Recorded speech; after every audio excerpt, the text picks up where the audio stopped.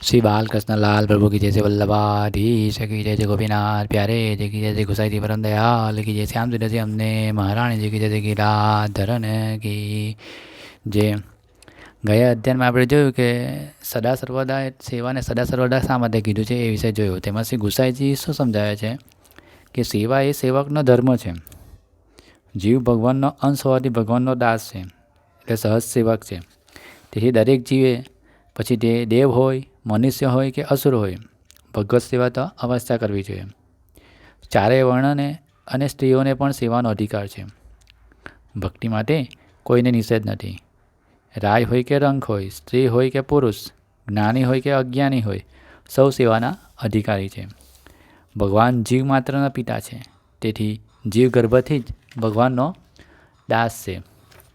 પિતા સ્વરૂપ ભગવાનની સેવા સૌનો ધર્મ છે. શાસ્ત્ર કહે છે, જે મૂઢ લોકો પોતાના દાસ ધર્મ પ્રમાણે ચાલતા નથી, તે અસુરોનીમાં જન્મે છે અને નરકમાં પડે છે. ભગવાનનું દાસત્વ સ્વીકારીને જે ભગવત સેવા ન કરે તે ભગવાનનો અપરાધી બને છે. તે ભક્તિ માર્ગથી દૂર ફેંકાઈ જાય છે. જે આ જન્મે બ્રહ્મ સંબંધ લીધા પછી ભગવત સેવા ન કરે તે ભગવાનને આપેલા વચન ભંગનો અપરાધી બને છે. તેને ભગવત પ્રાપ્તિ થતી નથી. તેના માટે મેં આગળ કહ્યું હતું કે બ્રહ્મ સંબંધ લઈને સેવા ન કરનારને નરક પ્રાપ્તિ થાય છે. એનો અધ્યયન ખાસ સાંભળવા જેવું છે. આગળ કરી ગયા છે, એમાં જોઈ લીધું છે. હવે આજે આપણે એમાં જોઈશું કે સેવા એટલે કે ભક્તિને વૃક્ષનું રૂપક આપ્યું છે શ્રી મહાપ્રભુજીએ. તો એના વિશે આજે આપણે જોશું કે શ્રી મહાપ્રભુજીએ ભક્તિવર્ધની ગ્રંથમાં સેવા ભક્તિને વૃક્ષનું રૂપક આપે છે. વૃક્ષ કહે છે કે જમીનમાં બીજ હોય તો અંકુર ફૂટે, બીજ વિના અંકુર ફૂટતો નથી.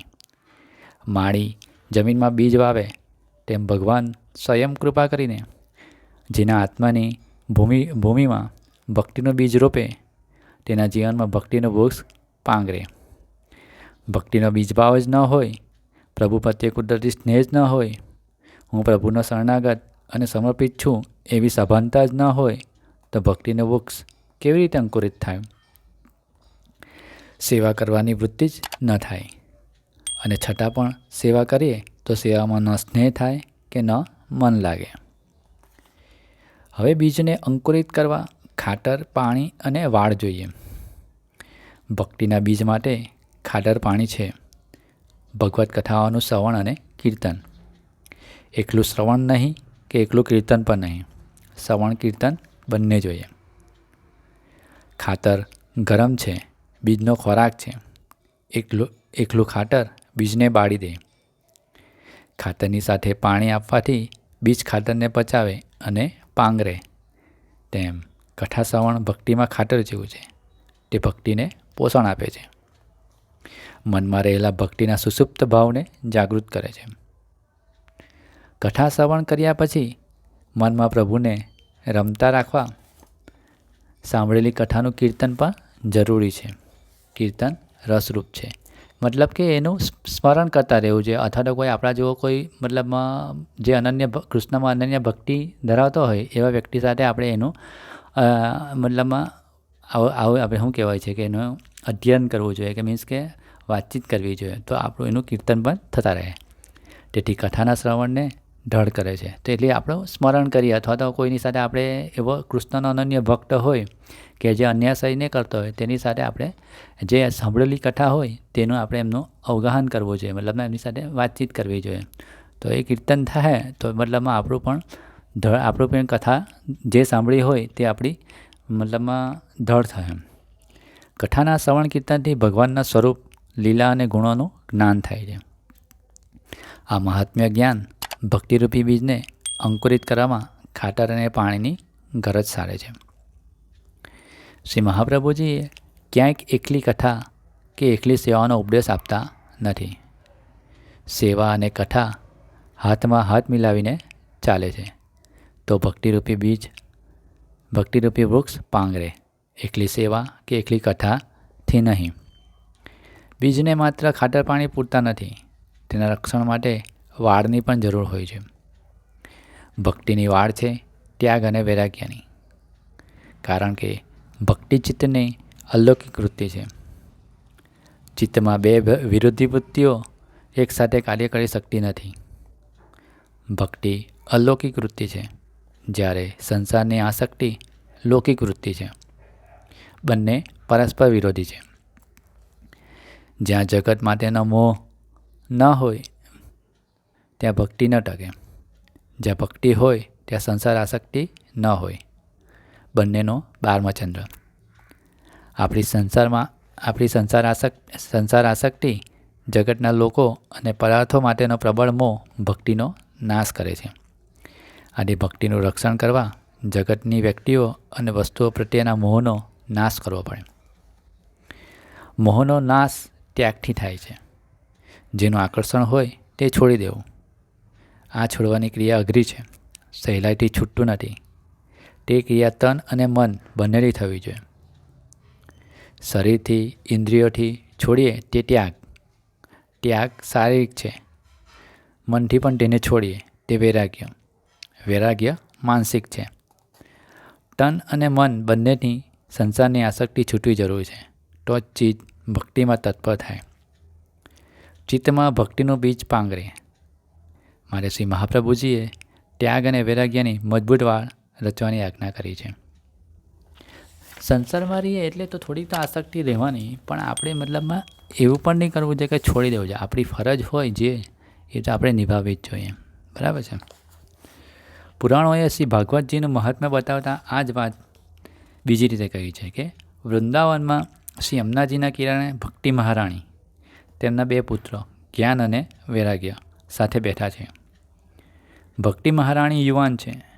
વિચિત્રતા એ છે કે આ યુવાન માના 2 દીકરા જ્ઞાન અને વૈરાગ્ય વૃદ્ધ થઈ ગયા છે, બેહોશ બન્યા છે. આથી ભક્તિ માતા દુઃખી છે. તાત્પર્ય એ છે કે ભક્તિ સુખદ અને પસંદ ત્યારે જ બને જ્યારે ભક્તિની સાથે ચિત્તમાં જ્ઞાન અને વૈરાગ્ય જાગે. વૈરાગ્યનો અર્થ સંન્યાસ નથી. ગૃહસ્થાશ્રમમાં રહીને મોહથી અલિપ્ત રહેવું તે વૈરાગ્ય છે. ગૃહસ્થાશ્રમની ફરજો બજાવતા મન પ્રભુ સાથે જોડેલું રાખવું, ભગવદ્ ભાવથી સભર રાખવું તે વૈરાગ્ય. આ પ્રકારે ભક્તિ અંકુરિત થતાં તે વૃક્ષ બને. બ્રહ્મ સંબંધ લઈ દાસભાવથી ગુરુ આજ્ઞા પ્રમાણે સેવા કરતાં લૌકિક મોહ ઘટતો જાય અને પ્રભુમાં સ્નેહ વધતો જાય. ભગવત પ્રેમની આ અવસ્થા એટલે ભક્તિરૂપી વૃક્ષની વસંત નવપલ્લવિત પર્ણો. એટલે કે પાનખર જાય પછી વસંત આવે તો વસંતમાં શું થાય છે કે નવા પુષ્પો આવવાની શરૂઆત થઈ જાય. તો એ જે વસ્તુ છે ને તે આ રીતે આવી જાય. મતલબમાં કેવી રીતે કે જે રીતે આપણે સેવા ઉત્તરોત્તર કથા કરીએ, કીર્તન કરીએ અને સેવા કરીએ, બરાબર છે.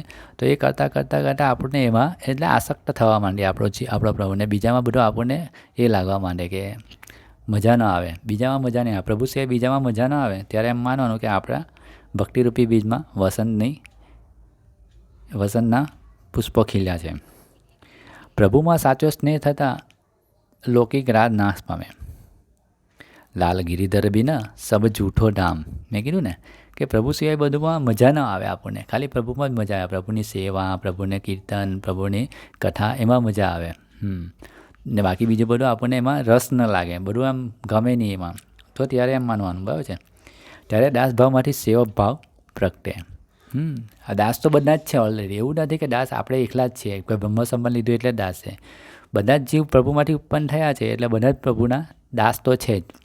પણ આપણે સેવા કરીએ, કથા કરીએ, બસ એનું સ્મરણ કીર્તન કરીએ, એ બધું કરતાં આપણે જ્યારે આપણના પ્રભુ સિવાય બીજું બધું મતલબમાં ગૌણ લાગવા માંડે ત્યારે આપણે દાસમાંથી સેવક થઈએ. સેવક ભાવમાં પ્રભુના સુખના વિશેષ વિચારની સેવા થાય. મન સેવામાં વધુ એકાગ્ર થાય. એમ થતાં પ્રભુમાં આસક્તિ જાગે. પ્રભુ સિવાય ચેન ન પડે. ઘરમાં ગોઠે નહીં. ગૃહસ્થાશ્રમ બંધન લાગે. ભક્તિની આવી અવસ્થા એટલે આસક્તિ. કહેવાનો મતલબ એમ છે કે કોઈ આગળ આપણે પણ જોઈ ગયા છે કે જેને ચાની લટ હોય, બરાબર છે, એને ચા ન મળે તો એનું માથું દુખે, બેચેની થઈ જાય, એવું થઈ જાય. તો એ કેવી આસક્તિ થઈ જાય. એ જ પ્રમાણે કોઈ સિગરેટ હોય કે ચરસ ગાંજાનો અફીણ હોય કે મતલબમાં દારૂનું બંધાણી હોય, તેને એક એવું વ્યસન થઈ જાય કે એ વસ્તુ એને ન મળે તો એ બેચેની થઈ જાય. એવી જ રીતે આપણને પણ પ્રભુ સિવાય કંઈમાં મતલબમાં પ્રભુ સિવાય પ્રભુ ન મળે, એટલે કે પ્રભુની સેવા એક દિવસ બી છૂટે કે થોડોક પણ છૂટે તો આપણને એવી બેચેની થાય કે આજે કંઈ કર્યું નથી, આજે કંઈ દિવસ મજા નથી આવ્યો, આપણને એવી બધી મતલબમાં ફીલ થાય. તો એમ સમજો કે પ્રભુમાં આપણી આસક્તિ ધીરે ધીરે વધી રહી છે, આપણા હૃદયમાં રહેલું ભક્તિનું બીજ અંકુરિત થઈ રહ્યું છે ધીરે ધીરે, અને એના પર પુષ્પ આવવાની શરૂઆત પણ થશે. એમ આ રીતે સેવા, કથા, શ્રવણ, કીર્તન નિત્ય કરતા રહેવાથી આપણા હૃદયમાં રહેલું ભક્તિનું બીજ ધીરે ધીરે વિકસિત થઈને તેના પર ફૂલ આવશે. આ ફૂલ આવવાની જે પ્રક્રિયા છે તે આસક્તિની સ્થિતિ છે. હવે આ આસક્તિની સ્થિતિ માટે આપણે આગળના અધ્યયનમાં જોઈશું. હા, હવે અહીંયા આપણે પેલો પ્રસંગ જોઈ લઈએ કે શ્રીમદ ભાગવતનો પ્રસંગ આપણે જોયો કે જ્યાં ભક્તિ તો મતલબમાં યુવાન છે અને એના બંને દીકરા જ્ઞાન અને વૈરાગ્ય કેવા છે, વૃદ્ધ થઈ ગયા છે. તો ભક્તિ પછી એ જ્ઞાન અને વૈરાગ્યને ક્યાં લઈ જાય છે કે જ્યારે સુખદેવજી પરીક્ષિત રાજાને ભાગવત કહેવાના હોય છે ત્યાં લઈ જાય છે. બરાબર છે. તો મતલબમાં એ ભાગવત પૂરું થઈ જાય એટલે કે ભાગવતમાં શું છે કે પ્રભુના ગુણગાન છે. બરાબર છે. તો એ પ્રભુના ગુણગાન સાંભળે છે ત્યાર પછી એ જ્ઞાન અને વૈરાગ્ય પણ કેવા થઈ જાય છે, જુવાન થઈ જાય છે અને નાચવા માંડે છે. તો કે તેના એ ક્યાં શાને લીધે થયું કે ભક્તિને લીધે થયું. એટલે ભક્તિ કરશું તો જ જ્ઞાન અને વૈરાગ્ય પણ આવશે. પણ એ ભક્તિ કરતાં શું કરવું પડે છે, એનું કથા શ્રવણ કરતા રહેવું છે, પ્રભુના ગુણગાનનું કથા કીર્તન થતું રહેવું જોઈએ. તો એ જ્ઞાન અને વૈરાગ્ય પણ યુવાન બનશે અને નાચવા માંડશે. તો એવું ના માનવું કે પહેલાં જ્ઞાન અને વૈરાગ્ય આવશે તો ભક્તિ આવશે, પણ પુષ્ટિ માર્ગમાં એવું છે કે પહેલાં ભક્તિ અને પછી જ્ઞાન અને વૈરાગ્ય એની માટે ઓટોમેટિક આવી જશે એમ. અને સેવા અને જે કથા છે એ પ્રભુના 2 ચરણ છે, એક ડાબું અને એક જમણું. બરાબર છે. તો એ બંને ચરણ હોય, એક ચરણથી તો કોઈ ચાલી ન શકે, બહુ અગવડ આપણે બંને ચરણ, એટલે કે સેવા અને કથા બંને થતું રહેવું જોઈએ. અધ્યયન ગમ્યું હોય તો લાઈક કરજો, આગળ અને આગળ વૈષ્ણવોને ફોરવર્ડ કરતા રહેજો અને ચેનલને સબસ્ક્રાઈબ કરજો. શ્રી વલ્લભાધીશ કી જય. હવે આપણા આગળના અધ્યયનમાં આસક્તિ વિશે થોડું જોશું.